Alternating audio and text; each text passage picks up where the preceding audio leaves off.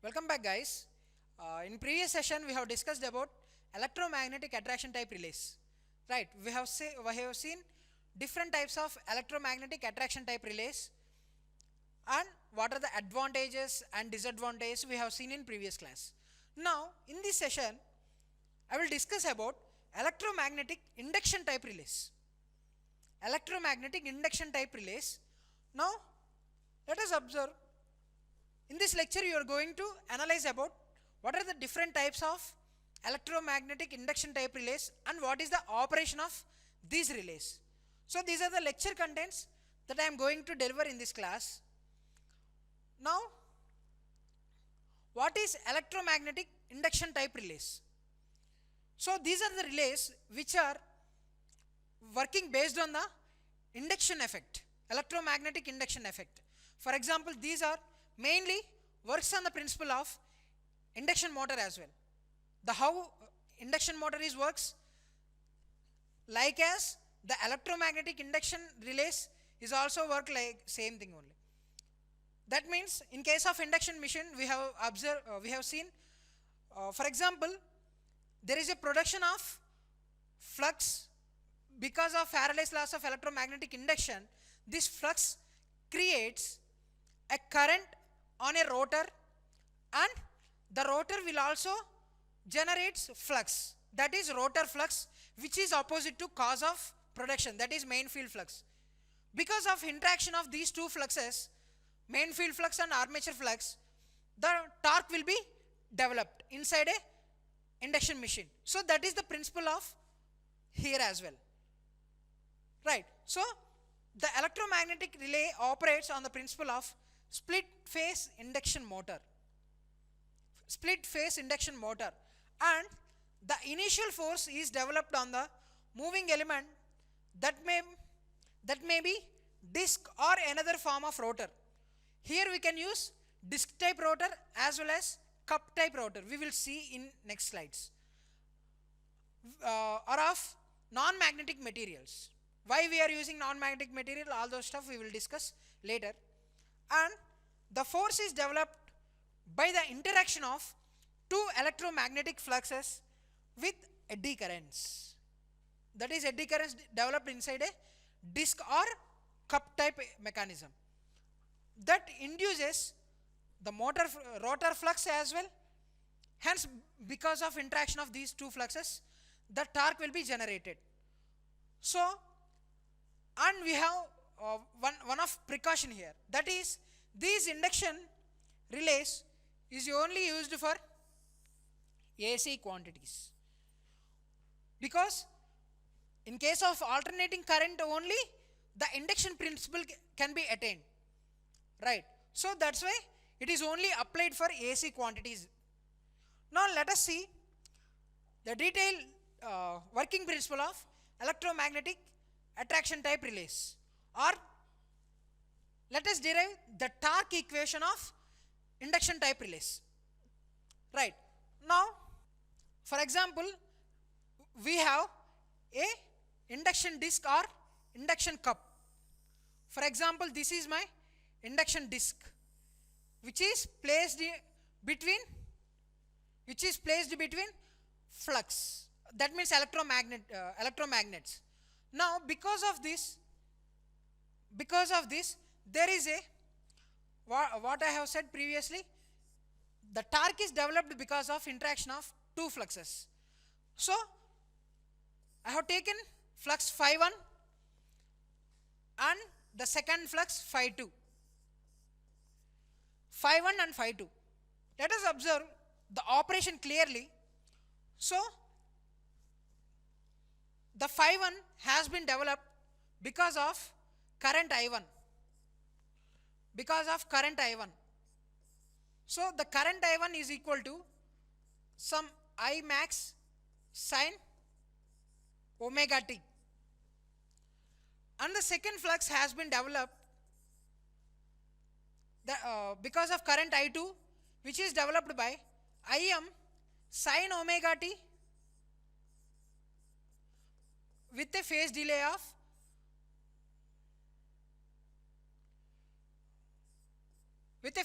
of some angle theta, some angle theta or phi, right? Now, so these two fluxes having some phase delay which are of theta. Now, so the flux phi 1, the flux phi 1 will create eddy currents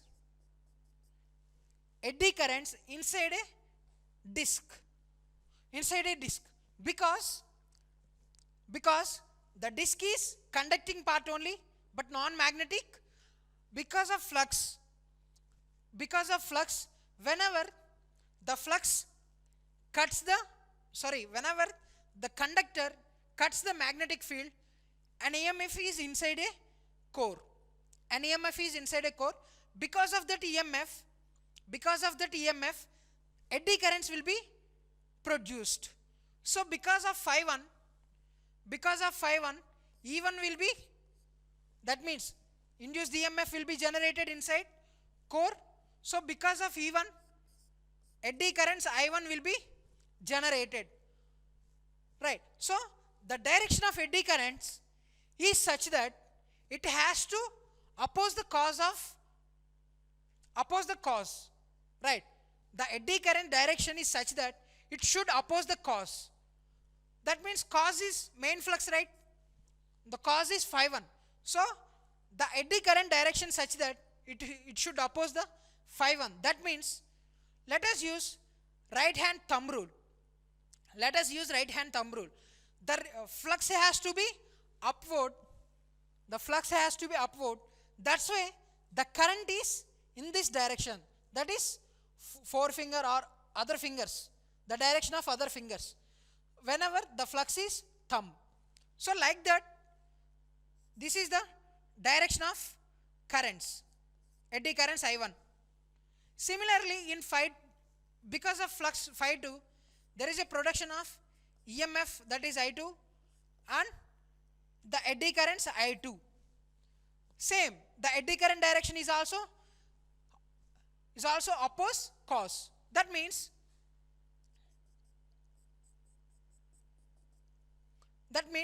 it should be also in this direction only. Now let us observe. Here we have I1 and I2, which are of eddy currents. Phi 1 and phi 2 are main field currents, main field fluxes. Now, with the interaction of these fluxes, the EMF will be generated. So, the EMF will be generated. So, for example, let it be force F1. The force F1 will be generated because of interaction of flux phi 1 and I1. Flux phi 1 and I1. Right. So, and the force F2. Will be developed. The interaction between, this is I2. The force F1 will be developed because of interaction of flux phi 1 and current I2. Right. And the force F2 will be developed because of interaction of flux phi 2 and current I1. So, because of interaction of these two, there is a production of two forces. Now let us observe the direction of force with the help of Fleming left hand rule. So in this rule, if you observe, if you placed three fingers with right angles to each other, the thumb indicates the direction of rotation, and the forefinger indicates the direction of magnetic field, and the middle finger indicates the direction of current. Now, if you place like this, so here the flux phi 1 and I2, then force F1 will be created. Now, the flux phi 1 is in downwards, and I2 will be like this. So, the force has been developed in like this.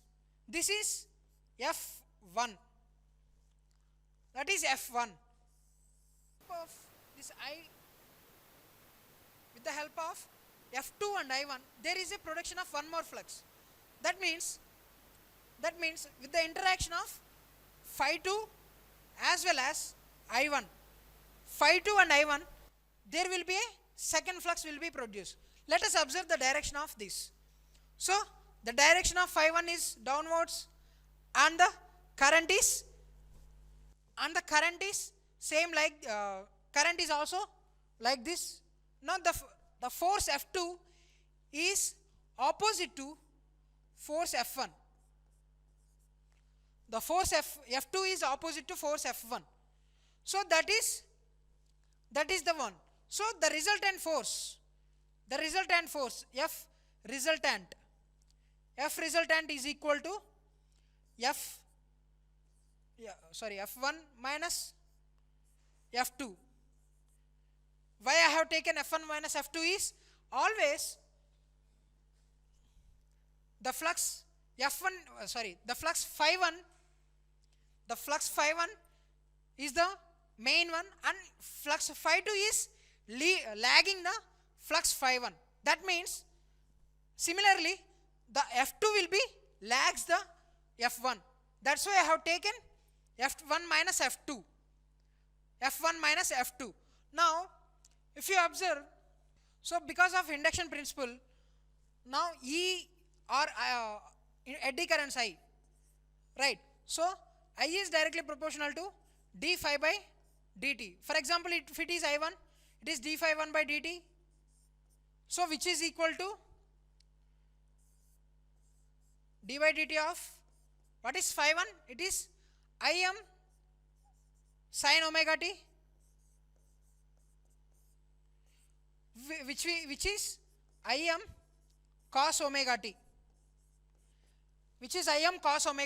So similarly, the second current is also d phi 2 by d2 dt. So it is d by dt of Im sin omega t plus theta. So it will create Im cos omega t plus theta. So these are the two eddy currents. These are the expressions for two eddy currents, and these are the expressions for, let it be, two fluxes. Now with the result, so we can observe that phi 1 is directly proportional to phi m sin omega t, and phi 2 directly proportional to phi m sin omega t plus theta, and eddy currents I1 is directly proportional to some Im cos omega t, and I2 is directly proportional to Im cos omega t plus theta. So F1 will be created with the interaction of phi 1 and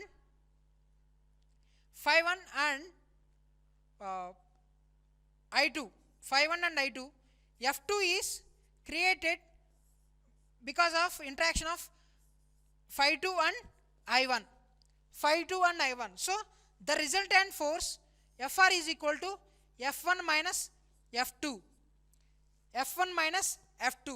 Now by combining or by solving these two equations, the resultant force, let us observe, the resultant force will be developed like F equal to, the resultant force F is equal to phi m, let it be Im only. So phi is because of I only, right? So I can rewrite this as Im sin omega t into this I2, phi 1 and I2. So that is again Im cos omega t plus theta, omega t plus theta. So this is F1, and F2 is minus, and F2 is interaction between phi 2 and I1, right? So that is Im sin omega t plus theta into Im cos omega t. So this is the resultant expression for resultant force, right? So if we solve this force, it is in the form of sin A cos B minus sin A sin B, right? So it will be result like FR is equal to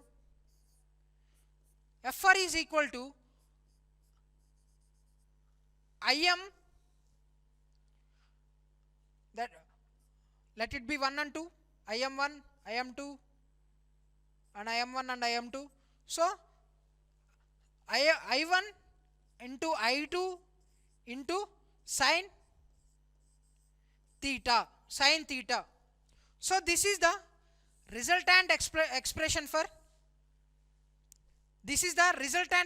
for this torque equation. So the force which is developed is directly proportional to the magnitude of two currents and sine of angle between these two currents. So this is the torque equation developed inside the induction type relay. So we have seen the torque equation which is directly proportional to the force, resultant force is directly proportional to Im1 and Im2 or I2 sin theta, that is angle between these two, right? So if you have taken this is I1, if you have taken this is I2, the theta is the angle between these two currents. So this is the basic principle of any induction machine. Now from this what we have observed, let us take some observations here.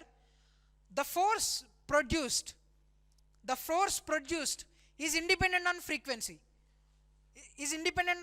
That means F is directly proportional to I1 and I2 sin theta only, right? So it is not dependent on time.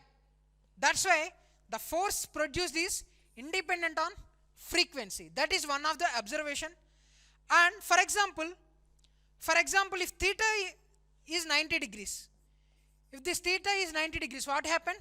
This will be the maximum. That means just I1 and I2 sin theta will be maximum at 90 degrees only, right? So that is the second observation. Force is maximum at theta equal to 90. And for example, the eddy currents which is developed inside a disc is equal to,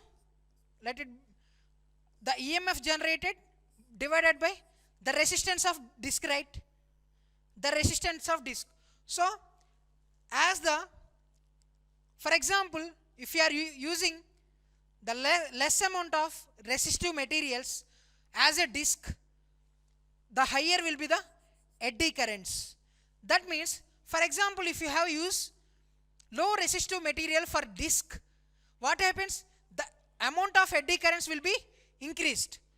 So even though for smaller operating quantities also there is a production of eddy currents, due to increase in eddy currents, the force will also be increased.